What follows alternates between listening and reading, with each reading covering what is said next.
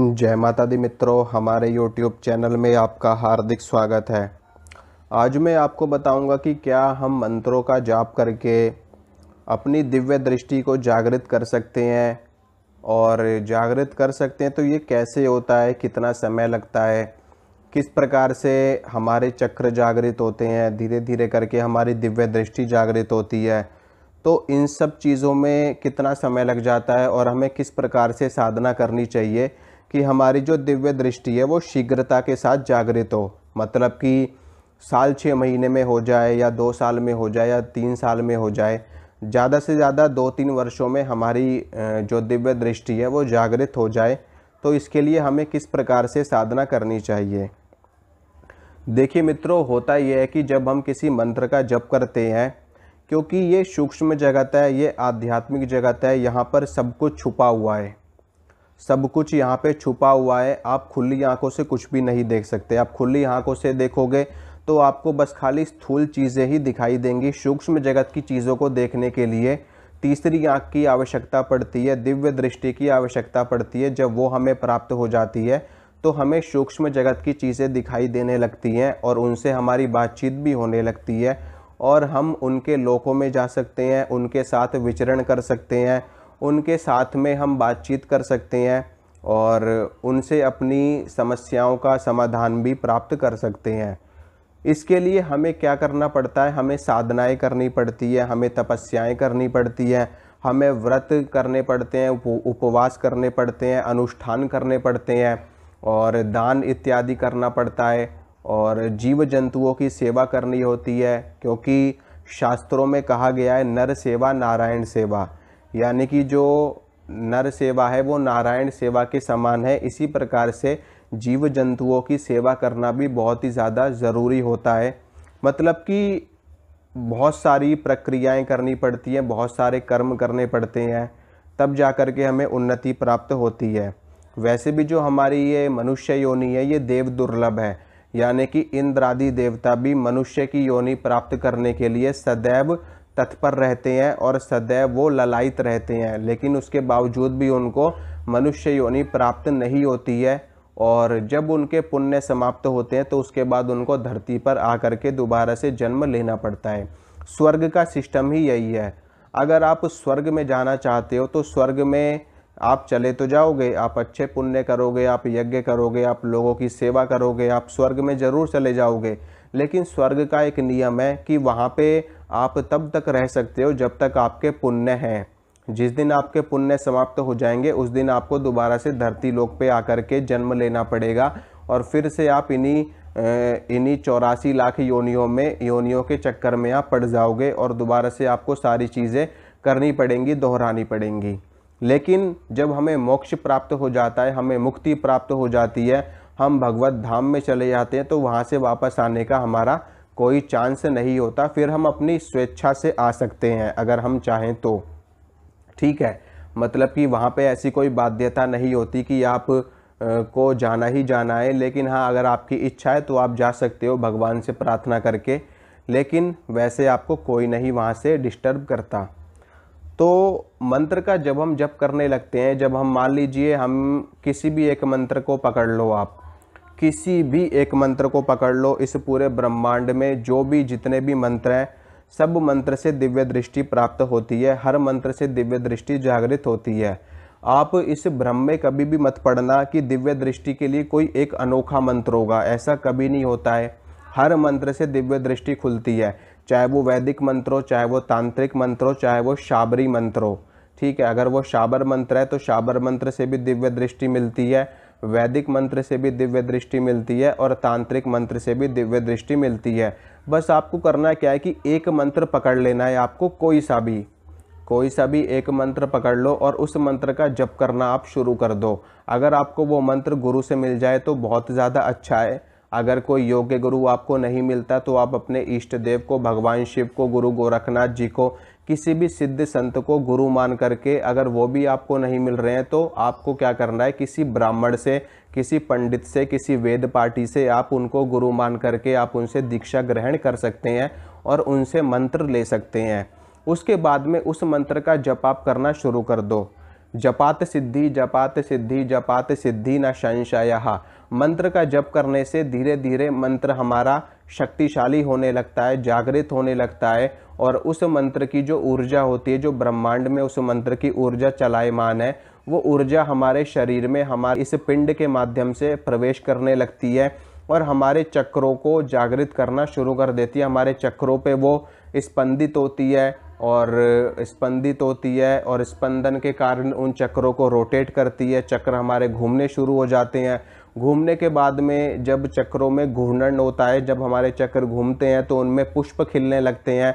यहीं से हमारी साधना शुरू होती है। मूलाधार चक्र हमारा जागृत होता है, फिर स्वादिष्ठान चक्र जागृत होता है, उसके बाद हमारा नाभि चक्र हो गया, फिर हृदय चक्र आ जाता है, विशुद्धि चक्र आ जाता है, आज्ञा चक्र, अजन चक्र बोलते हैं जिसको, इसको हम थर्ड आई भी बोलते हैं, इसको हम दिव्य दृष्टि भी बोलते हैं, ठीक है, इसको हम त्रिकुटी बोलते हैं, इसको हम भ्रिकुटी बोलते हैं। उसके ऊपर हमारा सहस्रार चक्र आ जाता है। तो लेकिन जो हमारी दिव्य दृष्टि है वो हमें क्रमबद्ध तरीके से प्राप्त होती है। ऐसा नहीं है कि आपको सीधा दिव्य दृष्टि मिल गई, ऐसा नहीं होता है। ये क्रमबद्ध तरीके से आपको प्राप्त होगी। सबसे पहले आपका मूलाधार चक्र जागृत होगा जब आप किसी मंत्र का जप करेंगे। विशेष रूप से होता क्या है कि हर मंत्र की एक अपना एक विशेष गुण होता है, ठीक है। जैसे कि देवी का एक विशेष गुण है अपने आप में, भगवान विष्णु का भी एक विशेष गुण है अपने आप में, भगवान शिव का भी अपना एक विशेष गुण है अपने आप में। तो होगा क्या जी, उस मंत्र का जो एक विशेष गुण होगा वो गुण सबसे पहले परिपक्व होगा, वो गुण सबसे पहले जागृत होगा आपके शरीर के अंदर, आपके चक्रों के अंदर। तो धीरे धीरे मूलाधार चक्र आपका जागृत होना शुरू होगा। फिर मूलाधार चक्र से जब ऊर्जा बढ़ती चली जाएगी, जब मूलाधार चक्र पे ऊर्जा जब हमारी घनिष्ठ होने लगती है, वहाँ पर हमारी ऊर्जा एक भारी विस्फोट के रूप में विस्फोटक बनने लगती है। तो वहाँ से वो ऊर्जा विस्फोट हो करके फिर स्वादिष्ठान चक्र में आ जाती है। फिर वहाँ से ऊर्जा का विस्फोट होता है तो वो नाभि चक्र में जा कर के विस्फोट करती है। ये हमारा पहला चरण होता है नाभि चक्र का। पहला चरण तो मूलाधार पे होता है, फिर उसके बाद में ये हमारा नाभि चक्र, जो मुख्य चक्र मैं बताता हूँ आपको। मुख्य चक्र हमारा एक नाभि चक्र होता है, मुख्य चक्र, उसके बाद हृदय चक्र होता है, फिर उसके बाद आज्ञा चक्र होता है। ये तीन हमारे मुख्य चक्र होते हैं। इनका बहुत विशेष महत्व होता है हमारे जीवन में, हमारी साधनाओं में, हमारे आध्यात्मिक क्षेत्र में। तो नाभि चक्र पे जब विस्फोट होता है तो बहुत भयंकर ऊर्जा निकलती है, और जब ये ऊर्जा का विस्फोट होता है हर तरफ नीले रंग का प्रकाश फैलता है, ठीक है, नीले रंग का प्रकाश फैलता है।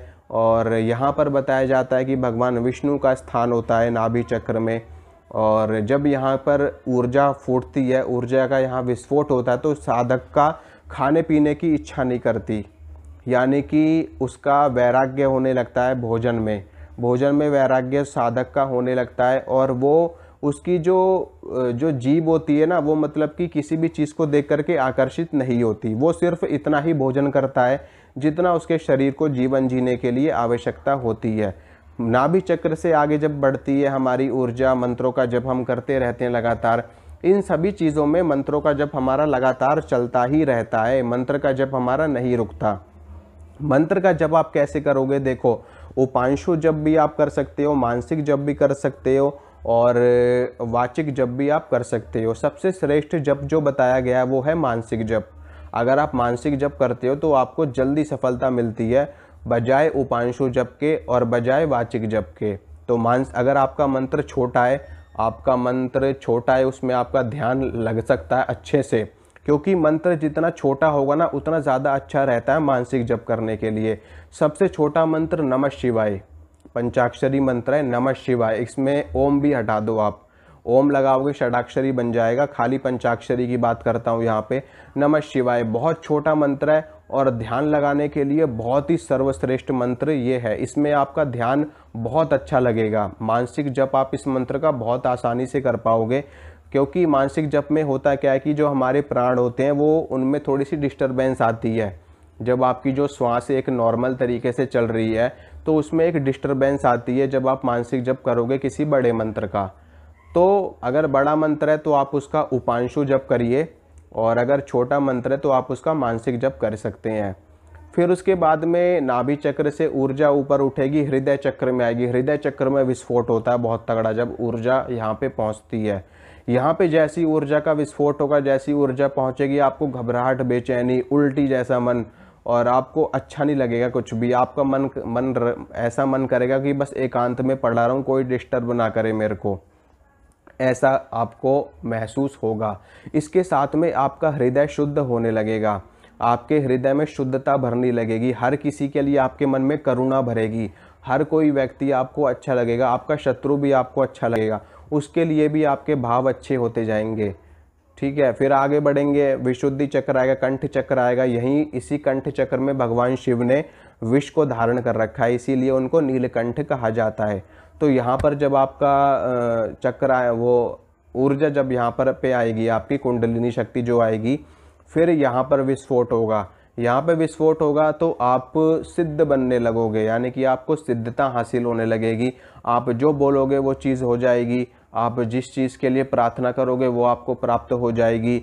आप किसी व्यक्ति को श्राप दे दोगे तो वो फलित हो जाएगा, किसी व्यक्ति को वरदान दे दोगे तो वो फलित हो जाएगा। आपके मुख से वाक्य सिद्ध होने लगेंगे, वाक्य सिद्धि आपको मिलने लगेगी। तो ये चीज़ यहाँ से मिलती है। उसके बाद में फिर आती है दिव्य दृष्टि, फिर जा कर के आपको दिव्य दृष्टि प्राप्त होती है। ऐसा कभी नहीं होता कि आपको डायरेक्ट, आपको सीधा दिव्य दृष्टि प्राप्त हो जाए। ये एक चरणबद्ध तरीके से हमें प्राप्त होती है, क्रमबद्ध तरीके से प्राप्त होती है। डायरेक्ट कभी भी दिव्य दृष्टि प्राप्त नहीं होती, और जो साधक नीचे के चक्रों का भेदन नहीं करता उसको दिव्य दृष्टि डायरेक्ट मिल ही नहीं सकती। और दिव्य दृष्टि इतनी बड़ी चीज़ है अपने आप में, जिसको मिल गई ना, वो समझो कि इस धरती पे दूसरा भगवान कहा जा सकता है उसको, जिसके पास ये दिव्य दृष्टि है। बाकी कोई दिव्य दृष्टि का भ्रम फैला करके घूमे, कोई दिव्य दृष्टि के नाम पे आपको झूठ बोले, कुछ भी बोले, उनसे कोई हमारा लेना देना है नहीं। ठीक है, लेकिन लोग भ्रमित ज़्यादा हैं दिव्य दृष्टि को लेकर के। मैं आपको बताता हूँ सच्चाई, दिव्य दृष्टि को इतनी छोटी चीज़ नहीं है, बहुत बड़ी चीज़ है। दिव्य दृष्टि के ऊपर चर्चा करूँगा आपसे कल विस्तार में दिव्य दृष्टि के ऊपर आपसे चर्चा करूंगा कि जब दिव्य दृष्टि जागृत होती है तो क्या इसकी मायने होते हैं अपने आप में। दिव्य दृष्टि के कोई छोटी चीज़ नहीं है, ठीक है, और ना ही ये कोई इतनी आसानी से जागृत होने वाली चीज़ है। जहाँ तक मैंने आपको बताया कि आज्ञा चक्र तक आने में आपको वर्षों का समय लग जाएगा। ठीक है, वर्षों का समय लगता है इन चीज़ों में। कोई इतनी सरल चीज़ नहीं है कि आपको कुछ महीनों में ही आपको इतनी सारी चीज़ें प्राप्त हो जाए। हाँ, आपके चक्र जागृत हो जाएंगे, आप एक अच्छा जीवन जीने लगेंगे, आपको संकेत मिलने लगेंगे, आपको अनुभव होने लगेंगे, आपको सपने में देवी देवताओं के दर्शन होने लगेंगे, ये सारी चीज़ें होंगी। लेकिन वास्तव में दिव्य दृष्टि जो प्राप्त होती है वो एक अलौकिक घटना होती है। ठीक है, और बाकी कोई कुछ भी बोले, कोई यूँ बोल दे कि बस 2 महीने में दिव्य दृष्टि मिल गई, ये सब कुछ भी नहीं, सब फेक बातें हैं। दिव्य दृष्टि के नाम पे बस खाली एक दिखावा है, एक छल है लोगों के साथ में, फरेब है, झूठ है, बस और कुछ नहीं। तो दिव्य दृष्टि के बाद में सहस्त्रदल कमल आता है, सहस्रार चक्र आता है, और यहीं पर देवता का आसन विराजमान होता है। माँ भगवती यहीं पर सहस्त्रदल कमल पे निवास करती हैं, यही उनका आसन होता है। यहीं पर भगवान विष्णु कमल लोचन निवास करते हैं, यहीं पर भगवान शंकर अपना आसन विराजते हैं। यहीं पर हमारे देवी देवताओं का आसन विराजमान होता है सहस्त्रदल कमल पे, और यहीं पर हमें मोक्ष की प्राप्ति होती है, हमें निर्वाण की प्राप्ति होती है, हमें भगवत धाम की प्राप्ति होती है। यहीं पर हमें वैकुंठ, गोलोक, देवी लोक, भुवनेश्वरी लोक, शिव लोक कह लो, कुछ भी कह लो, सब ईश्वर के ही अलग अलग स्वरूप हैं।